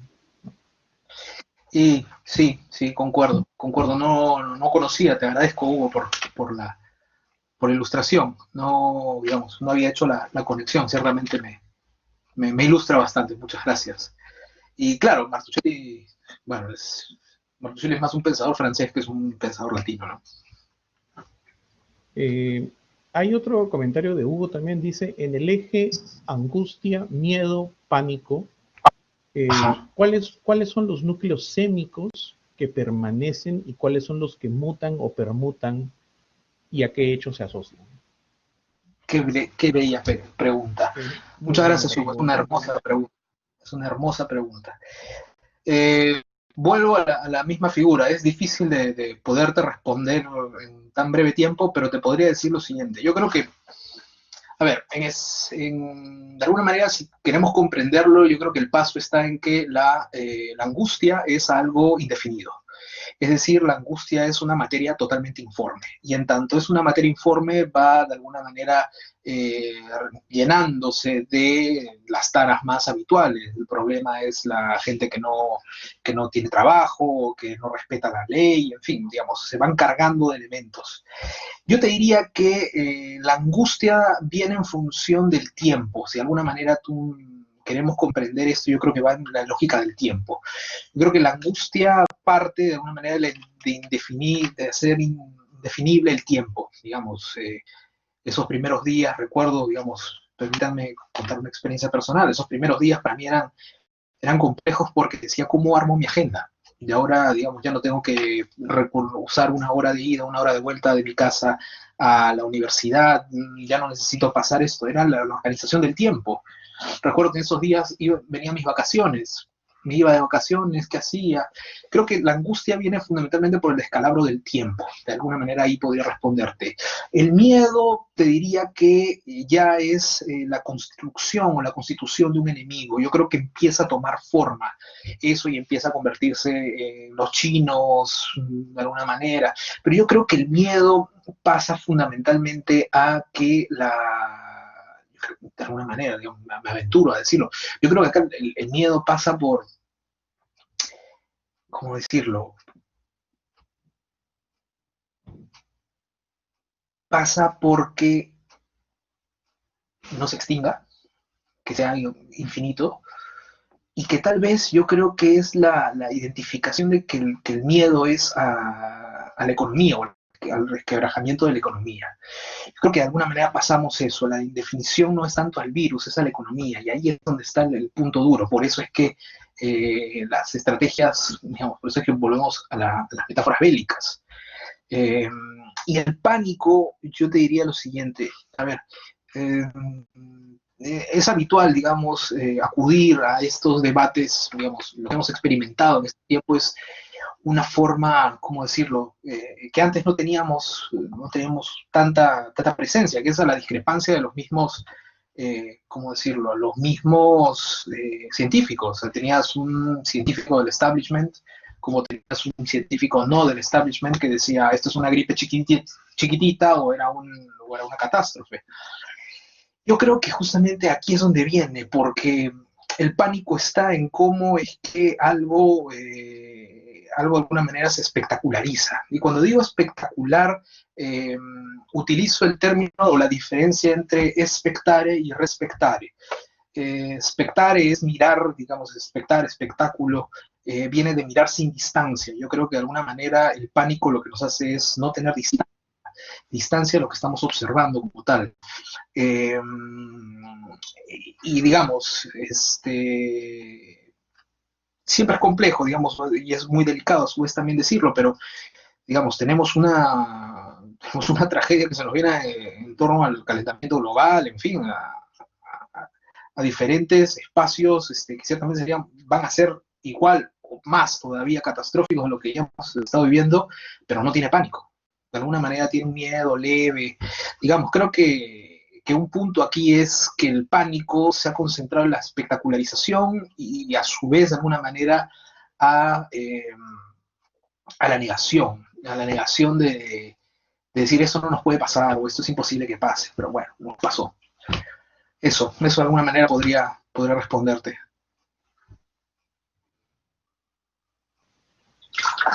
Continuamos la pregunta de Francisco León. ¿Cómo apreciar mejor las nuevas formas de comunicación humana debido a la pandemia? ¿Cómo apreciar mejor las nuevas formas de comunicación humana? Francisco, me gustaría que amplíes un poco más la pregunta porque no llego a comprenderte. Digamos, lo que me invita a reflexionar tu pregunta es que creo que lo fundamental aquí es pensar o de alguna manera encontrar esta curiosidad que tiene Bruno Latour sobre que nosotros solamente somos de alguna manera, o sea, interactuamos con elementos no humanos y creemos que, digamos, por ejemplo, la semiótica, nosotros estamos acostumbrados a decir que solamente, digamos, solamente las personas que hablan o de alguna manera enuncian, o digamos, los seres humanos enunciamos algo.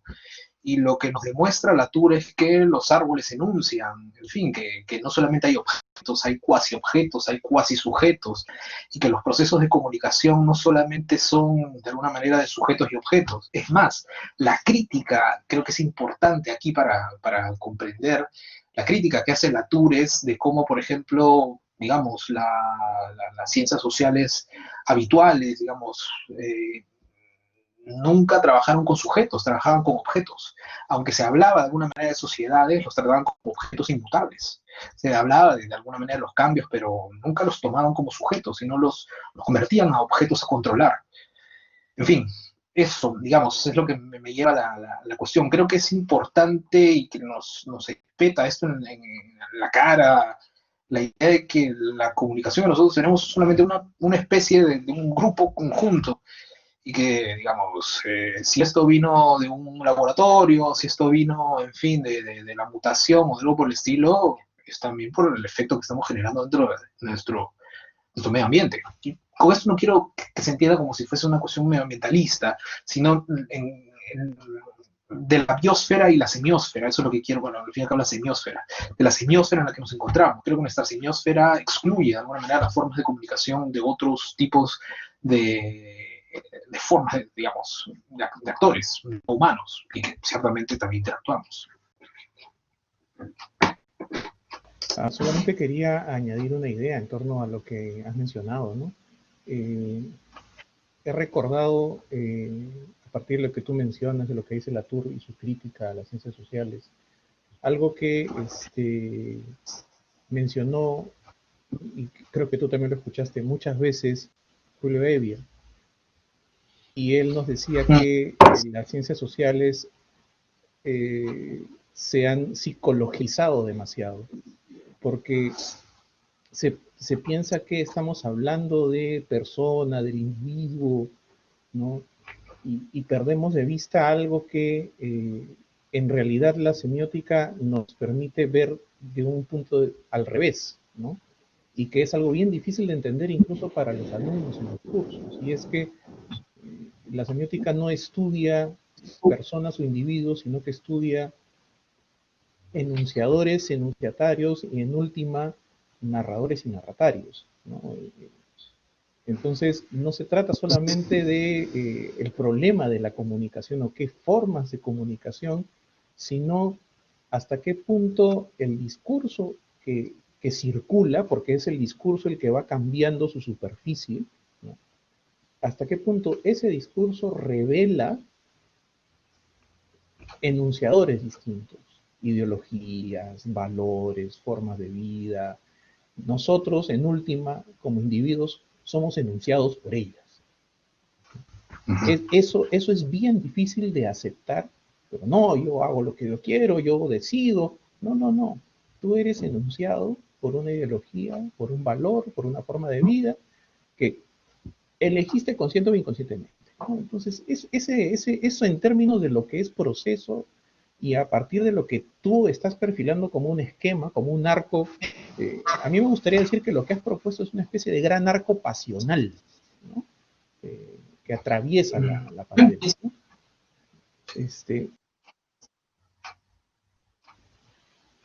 Seguimos con la pregunta de Sandra, que en realidad es larga, pero ahí vamos.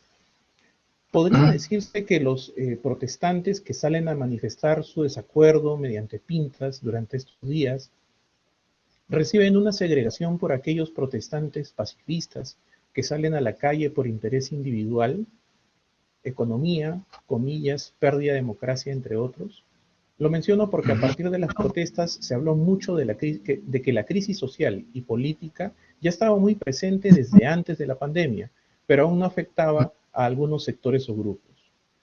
Hay un pánico, hay quizás un pánico tal vez, perdón, hay un pánico tal vez de otros tipos de protestantes, porque no lo ven como una violencia o transgresión a las instituciones. Linda pregunta. Muchas gracias, Sandra, por la observación. Yo te diría lo siguiente, digamos, acá me es complejo no ser político en la respuesta. Creo que una de las cosas fundamentales digamos, en las protestas y en este tipo de protestas en específico es, de alguna manera, el colapso. Creo que el gran rescate de esto ha sido el colapso que ha ocurrido, digamos, marchas, digamos, diseminadas por toda la ciudad, que es justamente vivir la red pública, vivir el espacio público. Yo creo que de alguna manera algún grupo conservador le parecía justamente esto, ¿cómo decirlo? Demencial. ¿Por qué? Porque de alguna manera yo creo que está la congregación en términos digamos, del uso y de la demanda de la red pública. O sea, es un ejercicio de la cosa pública, del habitar lo público. No solamente es de ir a parques o algo por el estilo, es fundamentalmente de vivir el sentimiento de que esto es, que digamos, yo creo que también una forma de comprender la red pública es cuando juegan fútbol. Alguien no va al mundial o le anulan un gol, eso es vivir la república. Bueno, es una licencia obviamente, pero lo que es ese sentimiento de cosa pública, que es de interés de todos. En ese sentido, digamos, para responder de una manera política a tu pregunta, yo creo que aquí debemos comprender, ¿cómo decirlo?, esta unificación que no solamente implicaba ir a la marcha o de alguna manera protestar en la calle, también estaba en la lógica de las personas y sus cacerolas, en fin, por los bemoles que eso pueda tener. Y también está desde las personas que de alguna manera desde sus redes sociales escribían en sus muros, alentaban, en fin. Creo que aquí ese es el sentido justamente de vivir lo público, no solamente en espacios, digamos, de alguna manera ubicados, geográficos, es justamente como les decía, ¿no? Es la óptica con la que nosotros buscamos tener un sentimiento de alguna manera de sociabilidad, de preguntarnos por lo común. Por eso es que yo decía mucho y hacía mucho énfasis en lo común. Creo que aquí la clave de todo esto es pensar lo que se acelera, este tiempo de bifurcación que les decía de aceleración, es hacia la urgencia de pensar lo público, de vivir lo público. Y creo que ahí me decías si que había una discrepancia entre uno y otro. Yo más bien creo que es la unificación de diferentes tipos de marchas, digamos, o de protestas, sea pacifista o de alguna manera que haya respondido haya iniciado o respondido a algún tipo de ataque.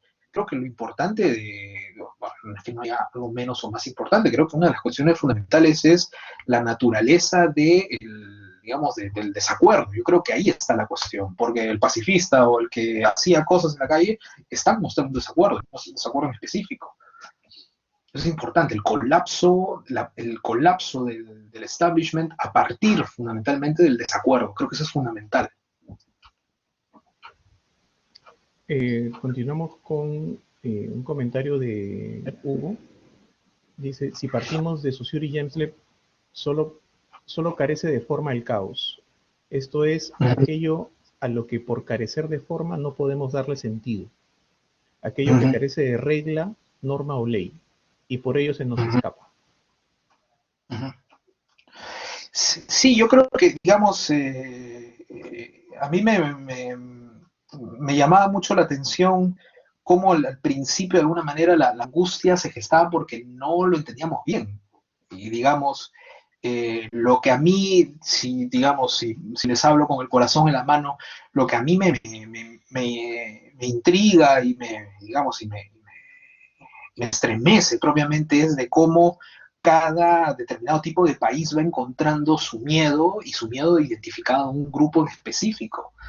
Que no solamente es geográfico, etario, no, sino es que va decantando hacia una unificación. Por eso es que les decía, todo sentido común es represión común. ¿Cómo se va haciendo una represión de algo? Eso. Pero sí, es lo que me interesa, es cómo pasamos de algo que no tenía una definición a una definición. Creo que uno de los procesos de esto ha sido buscar por internet. Yo ciertamente buscaba qué cosa era.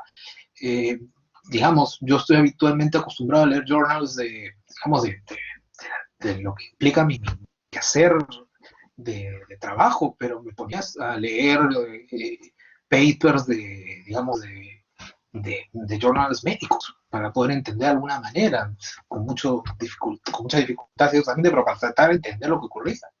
Y creo que lo complejo está justamente en lo que le daba el nombre a la ponencia de hoy, que era cómo de lo biológico pasa a lo semiótico. Y cuando digo lo semiótico es hacer al proceso de semiosis, al proceso de justamente de articular, de darle sentido, de empezar a construir un camino y una dirección. Tenemos una pregunta de Jesús Rodríguez. ¿Podemos entender que el virus podría alimentar la discriminación o alejamiento que a priori realizábamos de ciertas personas o comunidades? Es decir, que nuestra percepción de persona infectada toma una determinada forma. Es una excelente pregunta. Yo te diría, Jesús, que de repente, si queremos, ciertamente no habla bien de un investigador que sea futurólogo. Ciertamente no tengo mi bolita de cristal para poder decir hacia dónde vamos, pero te podría, de alguna manera, siendo temerario, ya no tan tímido, sino temerario en este caso, de repente podríamos decir que del pánico vamos a pasar a la paranoia. Y ahí es donde creo que se inscribiría lo que tú me dices.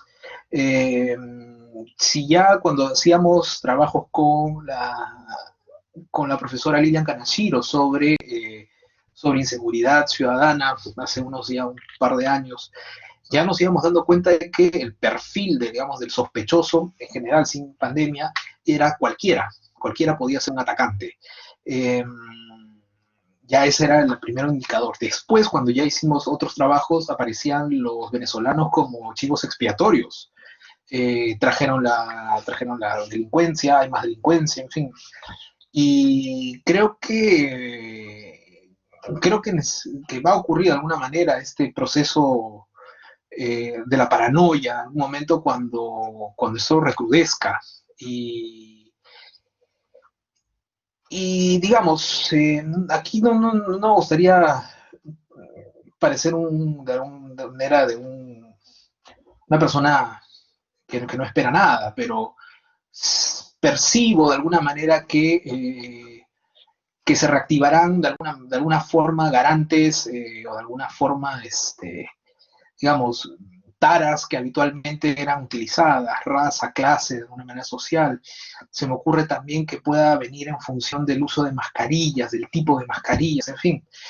Hace un tiempo leía un libro muy bonito de François Dubé, creo que era François Dubé, y el libro se llama ¿Por qué preferimos la exclusión? Permítame que lo tengo acá.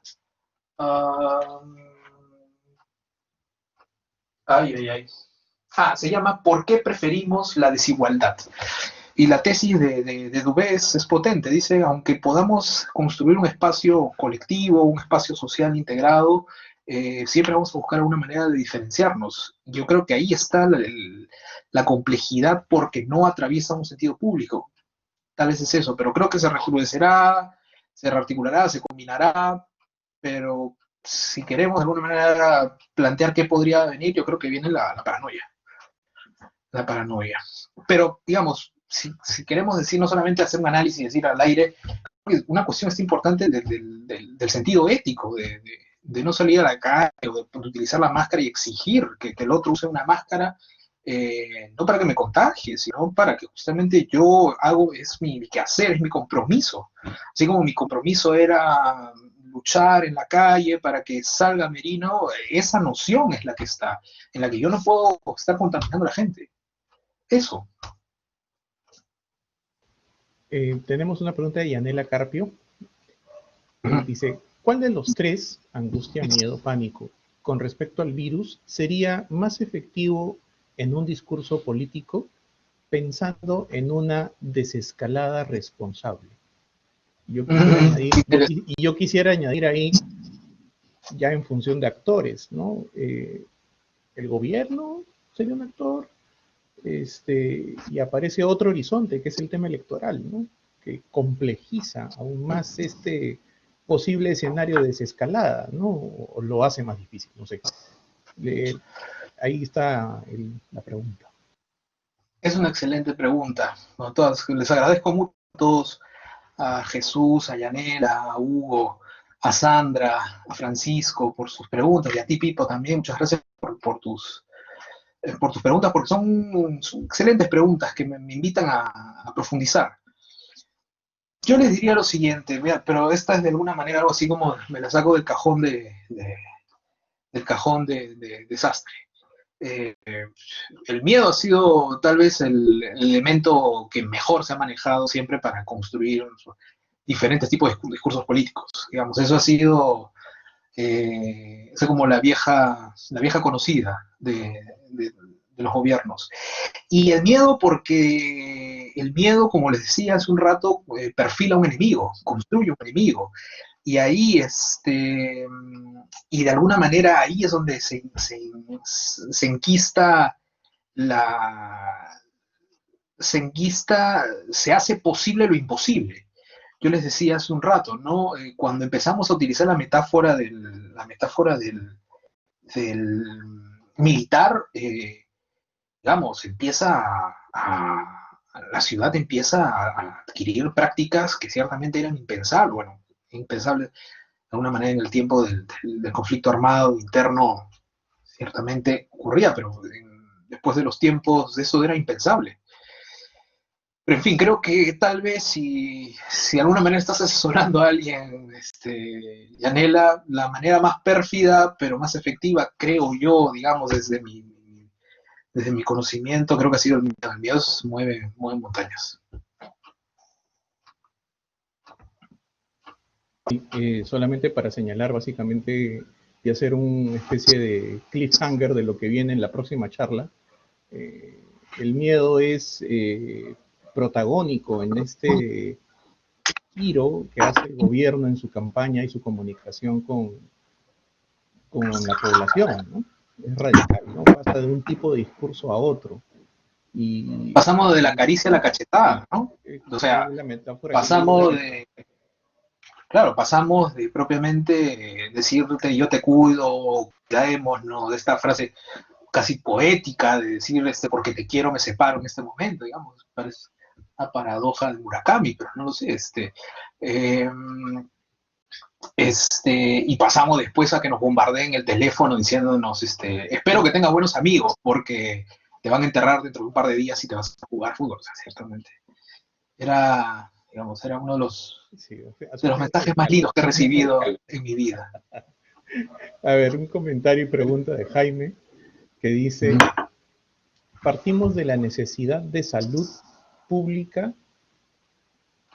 Hace un momento hiciste mención del tema ambiental, pero a propósito de la temática principal de la presentación, espacio público, donde queda la vivienda, de hecho la Constitución no concibe el derecho a la misma. Qué fuerte eso. ¿Cómo afrontar este espacio privado o apropiado por los habitantes?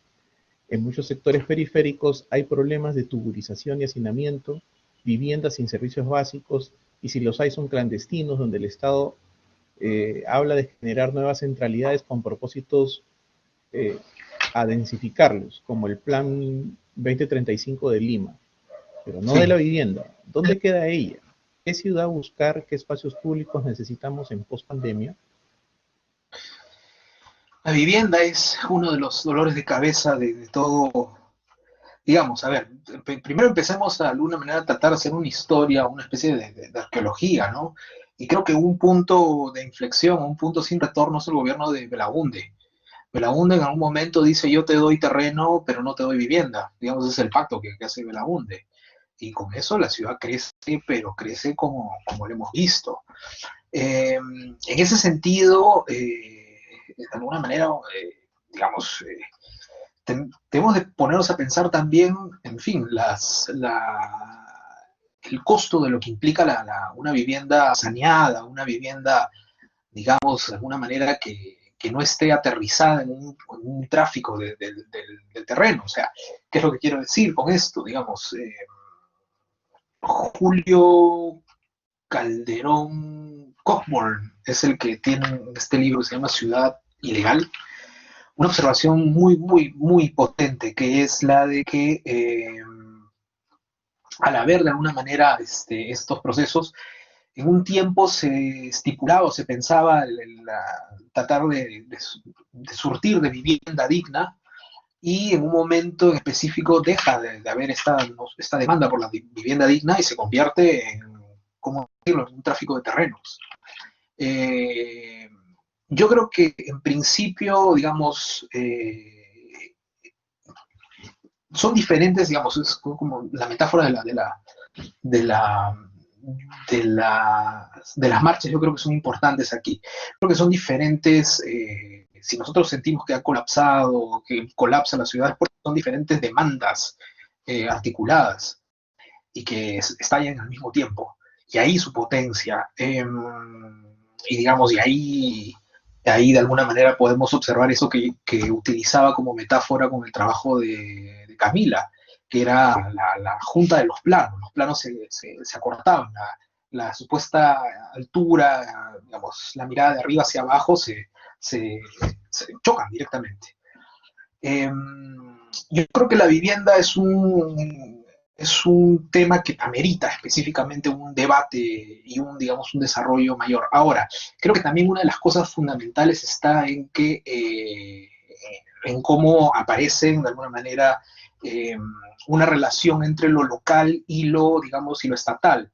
Digamos, recuerdo que leí hace un tiempo de cómo en las favelas, por ejemplo, en el Río de Janeiro, los dueños de la favela o las personas que administran la favela generaron, ante el desdén de Bolsonaro, generaron un determinado tipo de asociación para que la gente, para que los más débiles no tengan que salir, sino de alguna manera que se genere un cuidado entre ellos. Ciertamente, no vamos a decir una loa, pero es una organización interesante, que creo que ahí está un punto fundamental, las asociaciones locales, cómo lo local aquí interviene, digamos, se intersecta con digamos, con las acciones del Estado.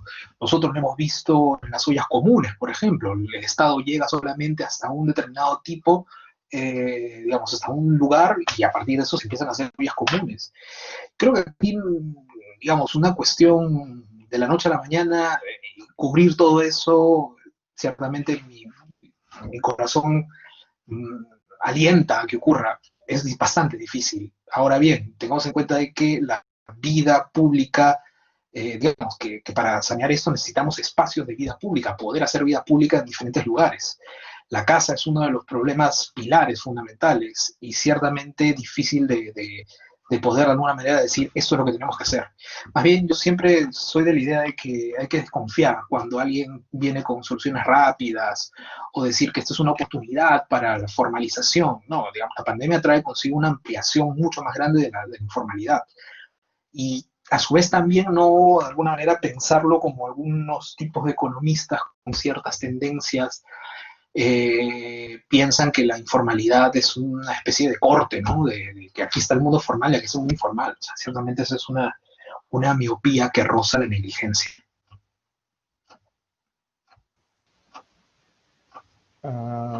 Bueno, creo que por el momento no han llegado más preguntas. No sé si alguien quisiera hacer algún comentario más antes de hacer un cierre, una conclusión, porque en realidad, si me permites, Elder, creo que hemos tenido Sí, por favor. más de filosofía que de semiótica, lo cual en realidad ha sido muy, muy agradable, debo subrayar. ¿Ya?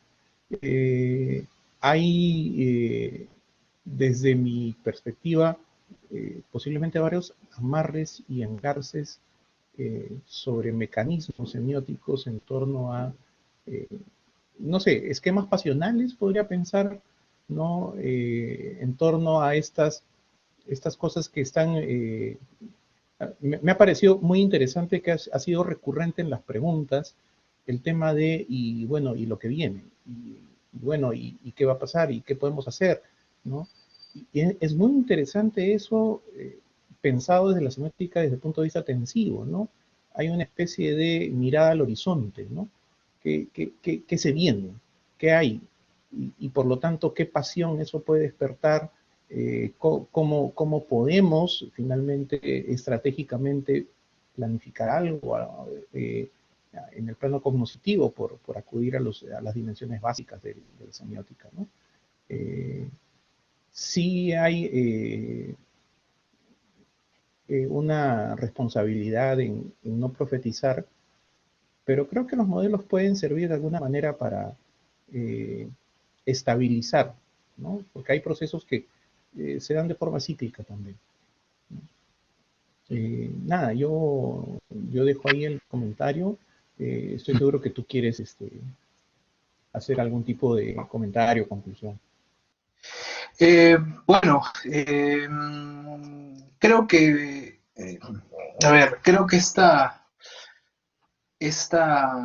situación, digamos, que se junta con las protestas, no son, digamos, escuchado con mucha pena en muchos de los casos que decían la gente ya se olvidó de COVID. Y no, yo más bien creo que la protesta, digamos, vengo de trabajar un artículo con el profesor Eduardo Yalán sobre justamente la protesta en el Perú. Y una pregunta que nos hacíamos antes de esto era ¿por qué no estallaba? ¿Por qué no estallaba esto? Y digamos, eso es lo bonito de investigar, que lo teníamos frente a nosotros. De alguna manera lo intuíamos, pero no sabíamos por dónde podría venir. Creo que la pandemia, como les decía hace un rato, más que suspender el tiempo, y por eso hacía referencia, creo que la experiencia fenomenológica no es la de la suspensión, es de la aceleración. Esto se ha acelerado, brutalmente se ha acelerado. y digamos, vuelvo al punto en donde creo que, que esto de alguna manera nos permita a nosotros encontrar ese punto de, digamos, de superar esa tolerancia a la simetría en la ciudad y decir que esto ya no puede pasar. Que no podemos ser, digamos, cínicos con lo que está ocurriendo en la ciudad. Eso, nada más. Y bueno, agradecerle a todas y a todos por haber venido y, en fin, pues mi correo, no sé si lo dejé, pues yo se los dejo en el chat. Si alguno de ustedes tiene alguna observación, pues es bienvenido. Discrepancia, mejor aún todavía, porque eso es lo importante de hacer el debate público. Que yo tengo una impresión, tengo una lectura y ciertamente es una, nada más. Bueno, muchas gracias, Elder. Muchas gracias a todos por acompañarnos. El 14 de diciembre vamos a tener una nueva charla, la última del año. Por favor, estén atentos a las redes sociales. Vamos a hablar de un análisis de la campaña No seamos cómplices. Así que de alguna manera vamos a continuar con el tema que Elder ha abierto hoy día. Nada. Profesor García. Hola. Sí. Profesor Cuevas, muchísimas gracias. Yo no he preguntado por qué ha sido usted totalmente claro y las preguntas hechas han sido espectaculares. Gracias, Juan Manuel. Gracias, muy gentil, muy gentil. Nos vemos el 17, el 14 de diciembre. 15, creo que era. ¿Pipo? ¿Cuándo? 14. 14. 14. Ya estoy yéndome a la quincena. En fin, gracias, muchas gracias, muy gentil. Como les digo, mi correo se los he dejado. Pues bienvenida a toda comunicación. Eso es importante, público. Bueno. No, gracias. Gracias a ustedes. Muchas gracias a todos. Hasta luego.